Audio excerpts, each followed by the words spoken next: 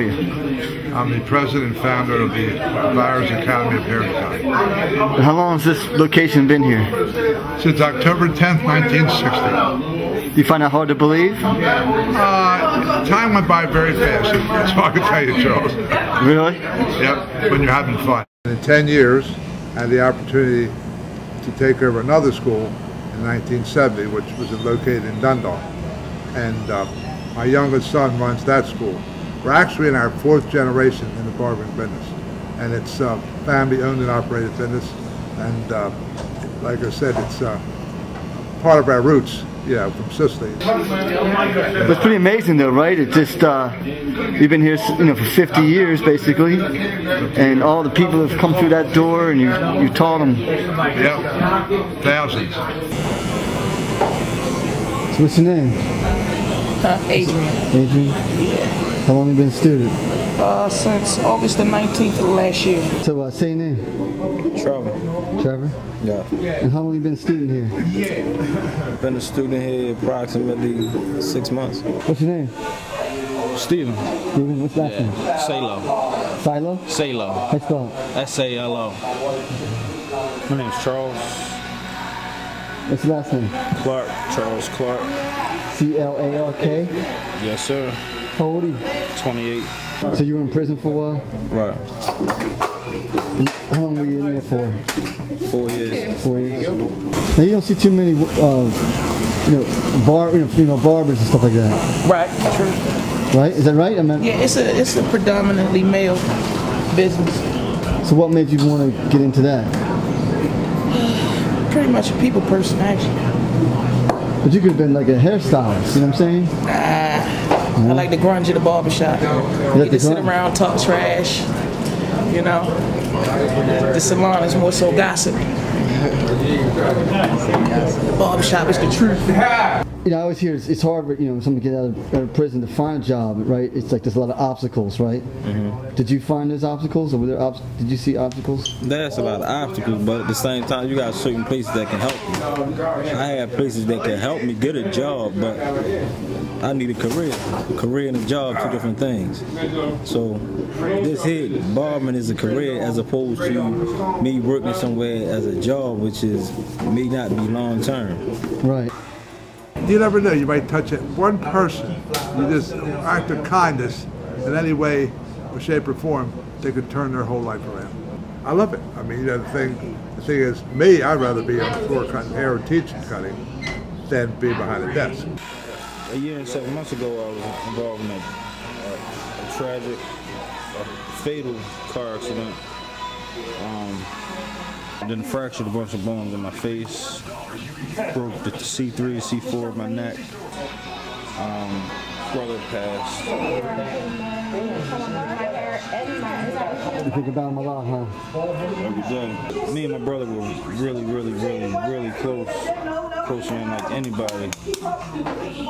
So it was hard. If you see my pictures, you would just be stunned that how I looked a year and 7 months ago to how I look now. I wasn't really able to go back to my type of work before. I wasn't really sure if working on houses was what I really wanted to do the rest of my life, so that's what brought me here. There was a couple times where I started losing confidence, like start getting lost in the haircut, but like everybody here helps you, helps build you up, keep you confident. That really helps out a lot. That's down a little bit. You need this to come up just a little bit. You got that kind of around. I'm very almost certain of my future in this profession because I think what anything boils down to is lots of positive thinking and wanting something badly enough. And I think I've got that drive, and I don't know, I think the sky's the limit for myself. Everybody needs a haircut, you know, everybody, like the mortician's always going to be in business, you know, people keep dying. The doctor's always going to be in business, bringing kids into the world. It's just one of those professions. See the wave there? See how it's coming out? Look.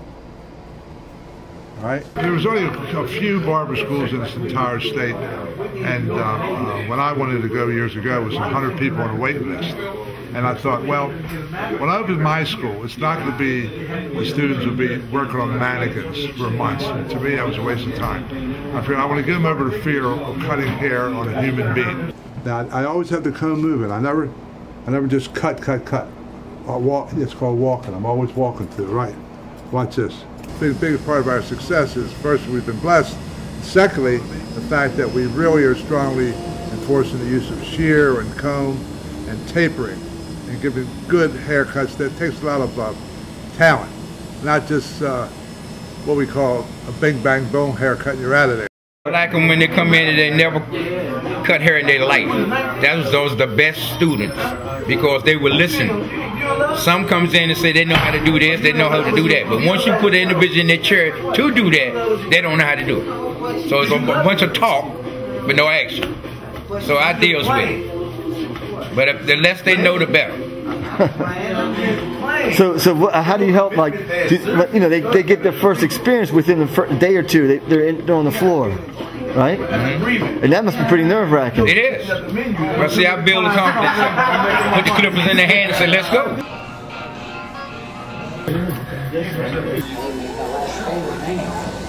Oh no, I'm scared of it. I ain't gonna mess up. Ties me. That's right. Why not?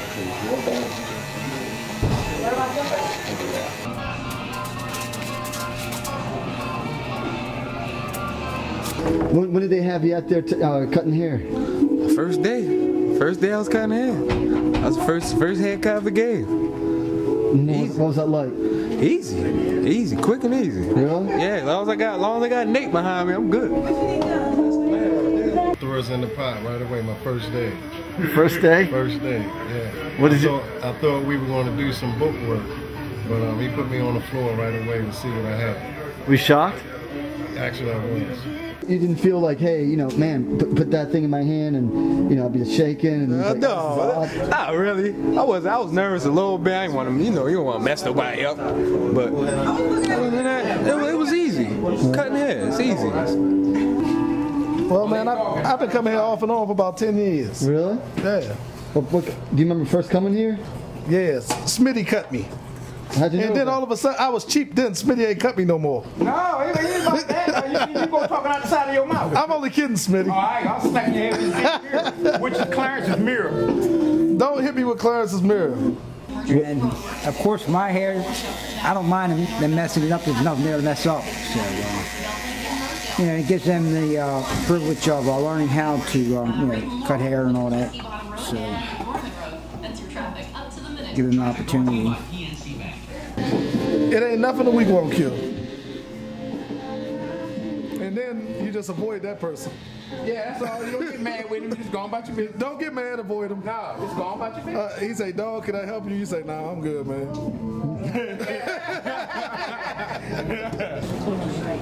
Well, how long have you been coming to the barbershops here? I come here periodically, like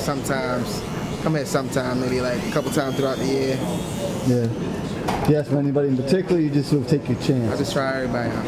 Everybody's learning, you know what I mean? Yeah. Try everybody. Isn't that kind of risky, you know what I mean? You go in here? Hey, that's what I'm about. You come here once a week? Yes. You go to Nate once a week? Absolutely, when he's not on vacation. Well, I don't take that many vacations, man. I gotta take some. Yeah. They wear you out. So you know what happens when he's on vacation? Let it grow long. I don't get it cut. What happens? He's the only person that touches my head with the razor. Really? Yes, sir. Why is that? Because he's a professional, and I choose not to have anybody else. See, after a period of time, your client becomes your friend, a personal friend, and they have a good rapport together. Yeah. Then you get used to it. Even nobody else putting no razor on your head, you get used to that. Yeah, there's all different types of people come to the shop, different types of people, all walks of life. It's an airport for characters fly in. Did you realize that when you came here? I had no idea it was going to be so crazy and just so Baltimore, really. I mean, if you're looking for Baltimore zeitgeist, this is one of the places. I really believe that. The one thing that I think a lot of people find unique about our place here is the diversity. The fact that we do men and women's hair, highlighting color, long haircuts, short haircuts, the whole urban scene with the fades and designs in the haircut. I've had many students that have left here and were kind of disappointed that they couldn't find employment in a place that had the same kind of diversity that the school had. And what's your objective? I'm only planning on making 2 moves. One. Planning to what? Making 2 moves. Yeah. Meaning my first move would be to somebody else's shop, get the experience or whatever, and the second move will be my own. Your own shop? Yeah.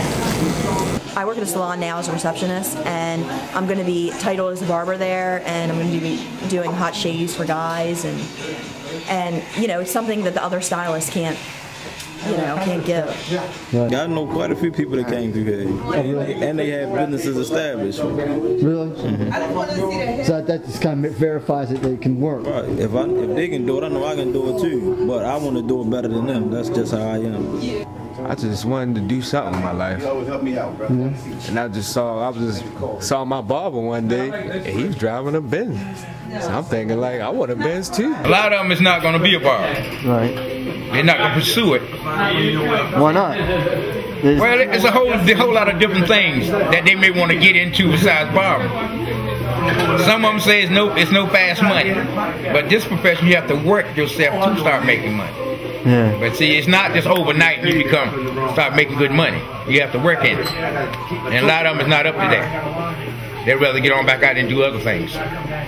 Me being a drug dealer is the same way as a person being a drug addict who hasn't got high for a long time and they go through the withdrawals. The same way with me. I was addicted to selling drugs. It's easy, it's fast, and it's a good lifestyle. So, I mean, it's always hard. I'm always going to have that problem because I always know that it's nothing for me to go back and do it. But I just got to realize what are the consequences of me going back and do it. I keep the pain in front. I remember the pain that I went through. So that pain keeps me from going back.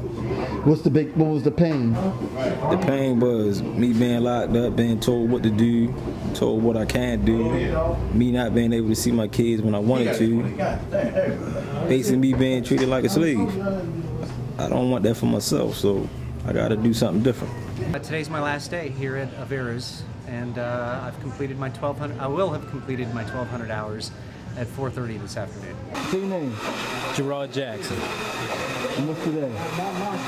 Today is April the 2nd. What is today? It's graduation day, right? Actually, yes, that is correct. This would be graduation day for me. This is my last day at Avara's Academy. Did you ever cut hair before your Never life? picked up a clipper except to use on myself, and I feel pretty confident I can handle just about anything now. Only thing I knew about using scissors, well, we shears in the shop, but only thing I knew about scissors was just maybe cutting paper or something. We refuse to let him go. There's been a technicality, and he's got another 6 years in it.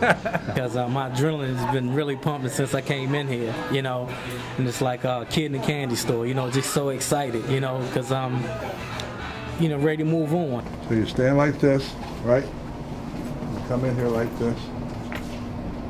I still feel that I have a lot that I want to give these young people, you know, and teaching them and so forth, and so to be successful. And that's how we started the business. If you check back in history, even during the Depression, barbers still made a living, right?